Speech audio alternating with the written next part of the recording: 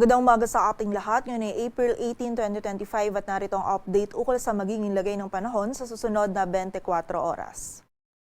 May kita natin ngayon dito sa ating satellite animation na wala halos kaulapan ang nakakaapekto dito sa ating bansa at patuloy pa rin umiiral ang easterlies o yung mainit na hangin mula sa dagat Pasipiko sa malaking bahagi ng ating bansa. Kung saan ngayong araw ay magdadala pa rin ito or meron pa rin tayong posibilidad ng mga isolated o yung mga biglaang pag-ulan, pagkidlat at pagkulog at patuloy pa rin po magiging mainit at maalinsangan yung ating panahon lalong-lalo na sa tanghali. Kaya paalala po para sa ating mga kababayan, kapag tayo ay lalabas, huwag pa rin natin kalilimutan yung pananggalang natin sa direktang init ng araw. At yung mga regional offices naman po natin ay patuloy pa rin silang nagpapalabas ng mga thunderstorm advisories or babala ukol naman sa mga biglaang pagulan na maaaring mag-persist sa ating lugar. And in the next 2 days ay patuloy pa rin pong ganito yung panahon yung ating mararanasan kung saan mainit pa rin, lalong-lalo na sa tanghali at may posibilidad pa rin ng mga isolated na mga pagulan dulot ng easterlies. And sa kasalukuyan ay wala rin tayong minomonitor na bagyo or low pressure area na maaaring makaapekto dito sa ating bansa. At para nga sa magiging lagay ng panahon ngayong araw ng Biyernes, dito sa buong bahagi ng Luzon kasama na dyan ng Metro Manila ay patuloy pa rin magiging bahagyang maulap hanggang sa maulap yung ating kalangitan. Mainit at maalinsangan na panahon pa rin yung mararanasan natin, lalong-lalo na sa tanghali at bagamat mababa po yung tsansa ay meron pa rin tayong posibilidad ng mga biglaang pag-ulan, pagkidlat at pagkulog na dulot ng easterlies. Ang maximum temperature po natin for today dito sa Metro Manila ay maaaring umabot hanggang 36 degrees Celsius. Sa Tuguegarao ay 37 degrees Celsius, samantala sa Baguio naman ay 27 degrees Celsius. Sa bahagi ng Lawag, Tagaytay at Legazpi, ang maximum temperature ay maaaring umabot hanggang 33 degrees Celsius.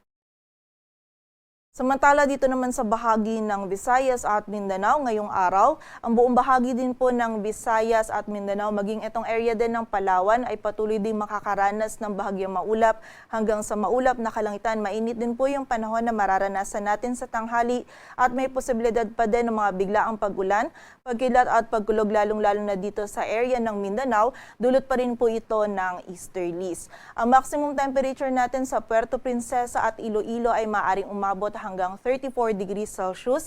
Sa Kalayaan Islands maging sa Zamboanga, Cagayan de Oro at Tacloban ay 33 degrees Celsius, samantala sa Cebu naman ay 32 at sa Davao naman ay 35 degrees Celsius.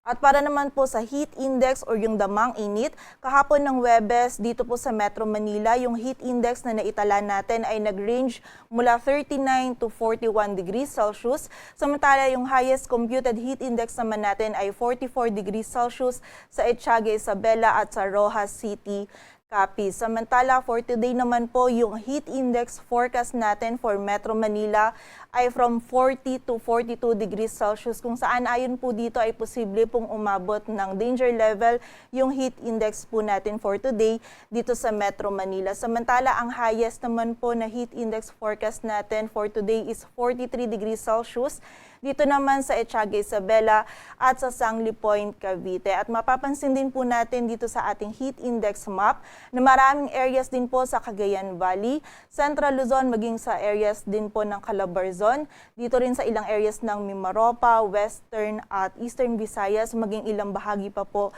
ng Mindanao, yung makakaranas po or yung meron po tayong heat index forecast na nasa danger level. And sa malaking bahagi naman po ng ating bansa ay generally meron din po tayong mga areas or karamihan po ng areas din natin ay extreme caution pa rin po yung kailangan. So muli po generally, mainit pa rin po yung panahon na mararanasan natin ngayong araw kaya paalala pa rin po sa ating mga kababayan, lalong-lalo na yung mga may outdoor activities para po sa mga kababayan natin na makikibahagi sa paggunita po natin ng Semana Santa and also yung mga kababayan din po natin na ang nature ng trabaho ay sa labas or outdoor. Kapag po tayo ay lalabas muli po, wag nating kalilimutan yung pananggalang natin sa direktang init ng araw.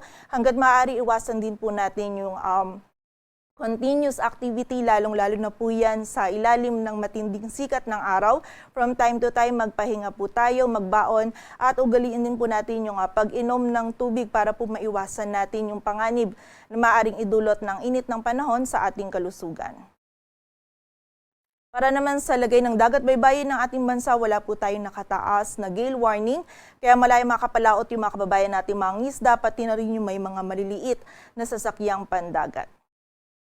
Dito po sa Metro Manila, ang araw ay sisikat mamayang 5:41 ng umaga at lulubog mamayang 6:11 ng hapon.